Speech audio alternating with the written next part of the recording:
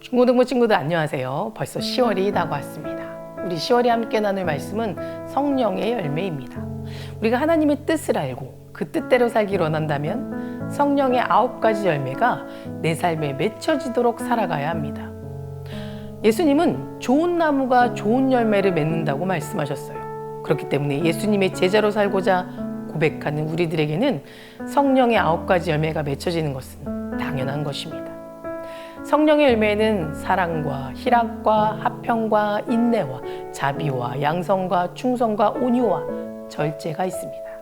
그 중에서 오늘 함께 나눌 말씀은 그 두 번째 희락에 대한 말씀입니다. 희락이란 기쁘고 즐거움 또 희열을 의미합니다. 우리는 누구나 우리 삶이 기쁘고 즐겁고 행복하길 원합니다. 어느 선생님이 회사 모니터 앞에 기쁘기로 작정하라 라는 문구를 붙이고 일을 한다고 해요. 전도사님도 요즘은 기뻐하고 감사하라는 말을 늘 습관처럼 말하며 살아갑니다. 우리가 불평불만하고 살아가다 보면 하나님이 허락하신 이 하루가 즐겁고 행복한 게 아니라 힘들고 어렵고 복잡해지기 때문에 이 세상을 그저 버티는 삶으로 살아가게 되기 때문입니다. 어떤 청년이 늘 자기의 생각이 옳다고 생각하면서 불평과 불만이 가득한 채로 누군가를 지적하고 가르치며 살아가고 있었습니다. 그 모습을 바라보던 어떤 목사님이 이렇게 물어보았습니다. 자네의 하루는 즐겁고 행복한가? 그러자 이 청년은 이 질문에 비웃기라도 하듯 목사님, 하루를 살아가기도 너무 바쁩니다 라고 말했다고 합니다. 그때 목사님은 다시 질문했습니다. 그렇다면 자네의 하루에 하나님이 함께 하시는가? 그때 이 청년은 주저없이 대답했습니다. 그럼요, 매 순간 함께 하십니다 라고요. 여러분, 이 청년의 대답 속에 정말 하나님이 함께 하심이 느껴지십니까? 저는 하나님이 함께 하심을 전혀 느낄 수 없었습니다. 오늘 본문의 말씀에 나와 있듯이 사도 바울은 희락을 주 안에서 기뻐하라라고 말하고 있습니다. 우리가 기뻐할 수 있는 이유는 아주 간단하고 분명합니다. 주 안에서 하나님의 자녀된 이 기쁨을 절대로 빼앗길 수 없는 기쁨입니다. 이것은 우리들의 영원한 특권인 거예요. 비록 우리의 환경은 바뀔 수 있어도 하나님과 나와의 관계는 영원하다는 것입니다. 이 영원한 관계가 우리 삶 속에서 지속될 때 우리는 환경에 갇혀 울고 웃는 존재에서 벗어나 영원한 기쁨을 누릴 수 있다라는 것입니다. 그런데 우리의 의식 속에는 기뻐할 일이 있어야 기뻐하지, 내 상황이 암담한데 어떻게 기뻐합니까? 라는 잘못된 생각들로 가득 차 살아가고 있습니다. 심지어 천국에나 들어가야 기뻐할 수 있지 지금 내 상황 속에서는 절대 그럴 일이 없어 라고 말합니다. 그러나 예수님이 인간의 모습으로 이 땅에 오셔서 보여주시고 가르쳐주신 삶은 지금 내 상황과는 별개로 이 땅에서도 충분히 기뻐할 수 있다라는 것입니다. 기쁨에는 두 가지 쾌락과 희락이 있습니다. 쾌락은 소유를 통해 얻는 기쁨이고 희락은 존재 자체가 기쁨 덩어리로 바뀌는 것을 의미합니다. 쾌락은 환경의 지배를 받지만 희락은 고통 중에서도 맺혀질 수 있는 희락의 열매입니다.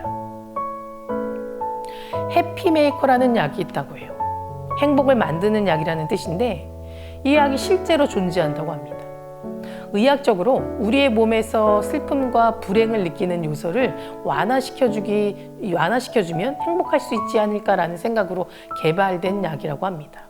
하지만 이것이 치료에 도움은 될 수 있을지라도 우리의 본질적인 기쁨을 가져다 줄 수는 없다라는 겁니다.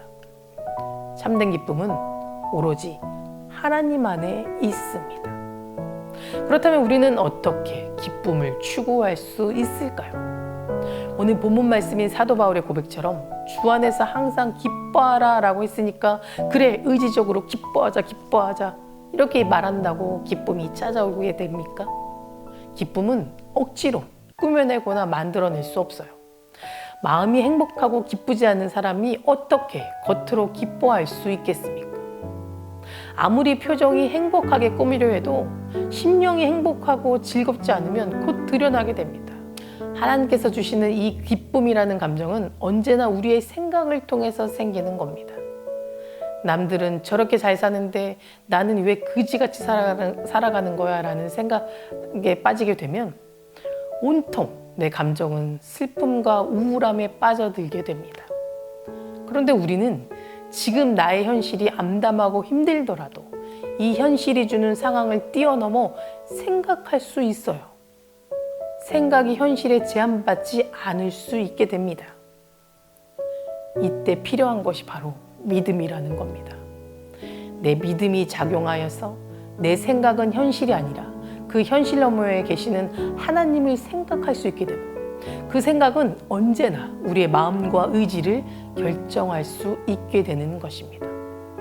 결국 우리의 생각이 바뀌면 우리는 충분히 기쁨의 감정을 얻을 수 있어요. 우리가 예배를 드리는 이유가 무엇입니까? 악한 개념을 하나님의 개념으로 바꾸는 작업을 하기 위해서입니다. 악한 생각을 하나님의 생각으로 바꾸는 것이에요. 여러분, 이 일을 언제 해야 할까요? 지금 당장 하시기 바랍니다. 기쁨의 감정이 내 삶에 자리 잡을 수 있도록 지금 생각하고 또 생각하시기 바랍니다. 잡다한 생각으로부터 세상이 주는 생각으로부터 벗어나서 하나님이 주시는 생각으로 오늘 하루를 기쁨의 날로 선포하시기 바랍니다. 시편 기자는 이날은 여호와의 만드신 것이라 이날에 우리가 즐거워하고 기뻐하리로다 라고 말하셨습니다. 시편 기자는 그때 나는 얼마나 행복했던가, 내일은 멋진 날일 거야, 그때까지 참고 기다리자 라고 말하지 않았어요. 여러 가지 부족한 점이 있음에도 불구하고 이날은 룰루랄라 즐거운 날이다 라고 말했습니다. 이날은 하나님의 날이다 라고 선포하며 시편 기자는 말하고 있는 겁니다. 이날은 하나님께서 만드시고 그리스도의 죽음으로 구속된 날이라는 것입니다. 만약 우리가 기쁨을 누리고자 한다면 그날은 바로 이날, 오늘입니다. 오늘이 마지막인 것처럼 행복하시기 바랍니다. 절대 우리가 잊지 말아야 할 것은 우리가 기쁨으로 충만하게 되는 것. 이것이 예수님께서 우리에게 원하시는 것이고 우리는 이 기쁨을 누릴 자격이 있는 사람입니다.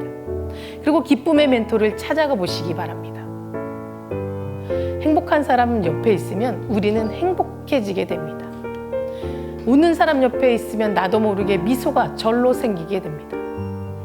여러분은 혼자 스스로 이 기쁨을 유지하기란 굉장히 어렵습니다. 그러니 도움을 받으십시오. 찾아가십시오. 기쁨의 멘토를 찾아가서 기쁨의 바이러스를 충전하시기 바랍니다. 그리고 마지막으로 성경적 관점을 갖도록 당신의 생각을 훈련하라는 겁니다. 신약 성경에 왜 이렇게 많은 기쁨이라는 주제가 나오는지 아십니까? 그들에게는 분명한 어떠한 사고가 있었습니다. 이 사고는 단순히 어떠한 현상에 대해서 긍정적으로 생각하자라는 사고가 아니었어요. 그 당시 분명한 사고는 바로 종말론적인 사고였습니다. 이 종말론적 사고란 마지막 부활과 다시 사신 그리스도의 궁극적 승리의 관점에서 모든 사건을 바라보았다는 겁니다. 모든 상황들이 매우 뒤틀려 잘못되고 있는 순간에도 기뻐할 수 있었다는 것은 그 길의 끝은 언제나 마지막은 예수 그리스도의 승리가 있다는 것을 믿었기 때문입니다. 그리고 우리는 기쁨을 추구할 수 있는 또 다른 방법이 있습니다. 그것은 하나님을 알고 신뢰해야 합니다. 기뻐하는 사람의 특징은 진실한 믿음을 소유하고 있다는 겁니다. 하나님이 자신에게 어떤 분이고 그동안 어떻게 인도해 오셨고 하나님께서 앞으로 어떻게 해주실 것인가를 확신하게 믿는 사람만이 기쁨을 누리며 살아갈 수 있게 됩니다. 곧 하나님을 잘 알 뿐만이 아니라 하나님을 깊게 신뢰하는 사람에게 희락의 열매가 맺힌다는 거예요. 비록 주위의 일들이 어렵고 고난과 고통이 심할지라도, 계획한 대로 일이 풀려지지 아니할지라도, 현재 절망적인 일과 시험이 앞을 가로막고 있을지라도 슬픔이나 절망 가운데 머물러 있지 않을 수 있게 되는 겁니다. 그 이유는 자신이 믿고 있는 하나님이 얼마나 신실하고 좋으신 분인지 너무 잘 알기 때문입니다. 그리고 무슨 일이든 하나님이 허락하심 없이는 일어나지 않는다는 것을 믿기 때문이고, 끝내는 나를 구원하시는 사랑의 하나님이시라는 것을 알고 신뢰하기 때문입니다. 모든 것은 전능하신 하나님의 손 안에 있고 그분의 섭리와 계획 안에 있는데 두려워하고 슬퍼할 이유가 무엇이 있겠습니까? 하나님을 알고 그 안에서 얻는 기쁨이 이 세상의 모든 것을 압도하기 때문에 우리는 기뻐할 수밖에 없습니다. 존 오트버그는 시간을 두 항목으로 나눠 이렇게 말했습니다. 삶의 순간과 삶을 위해 준비하는 시간. 우리 삶의 대부분은 삶과 삶의 전환 단계에서 사용되고 있습니다. 예를 들어 어디에 가려고 준비하고 시작을 기다리고 어떤 일을 마무리하려고 하고, 심지어 나쁜 일이 일어날까 봐 염려하거나 일어난 어떤 일에 대해서 화내는 것 등등 삶과 삶의 전환 단계에 모든 에너지를 사용하고 있다는 겁니다. 문제는 정작 중요한 삶의 순간에 하나님이 주시는 기쁨을 온전하게 누리지 못하고 무슨 일이든 그냥 빨리빨리 해쳐야 하는 일로, 빨리 끝내야 하는 과정으로 치부해 버린다는 것입니다.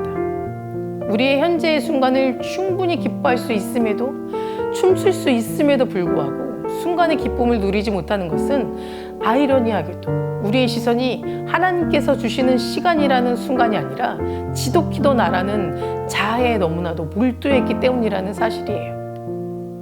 삶이란 영속적인 룰루랄라의 시간입니다. 물론 삶의 모든 순간이 행복한 것은 아니죠. 눈물을 흘려야 할 때도 있지만, 그러나 모든 순간에는 행복의 가능성이 있다는 것은 틀림없는 사실이라는 겁니다. 그 이유가 무엇입니까? 기쁨은 인간에 대한 하나님의 계획에서 중심을 차지하고 있기 때문이에요. 하나님은 우리가 기뻐하기를 원하시기 때문이에요. 기쁨이 하나님의 형상 그 자체인 겁니다. 하나님의 핵심적 본질이 기쁨이 포함되어 있기 때문인 거예요.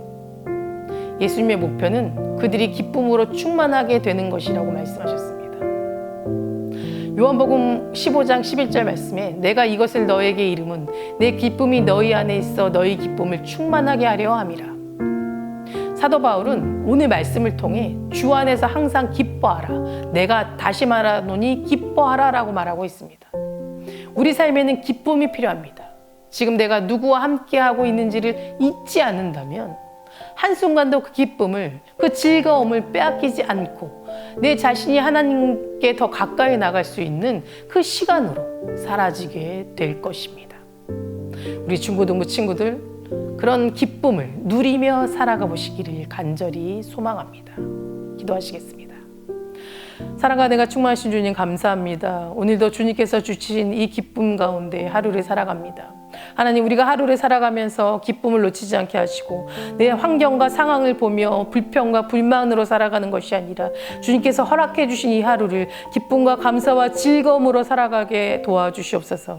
우리가 시선이 하나님이 아니라 세상을 바라보지 않게 하시고 오로지 하나님을 바라보는 시선 가운데 내 삶을 주관하시는 하나님께 맡기면서 정말 소망을 바라보며 살아가는 중고등부 친구들 될 수 있도록 지켜주시옵소서. 예배 가운데 하나님 말씀을 붙잡고 기도하는 우리 친구들 되게 하시고, 아픔과 힘든 것들이 있으면 주님께서 사랑으로 위로하여 주시고 치유하여 주시옵소서. 세상에 빛과 소금의 역할을 감당할 수 있는 우리 중고등부 친구들로 세워 주시옵소서. 언제나 주님께 감사드리며 예수 그리스도 이름으로 기도드립니다. 아멘.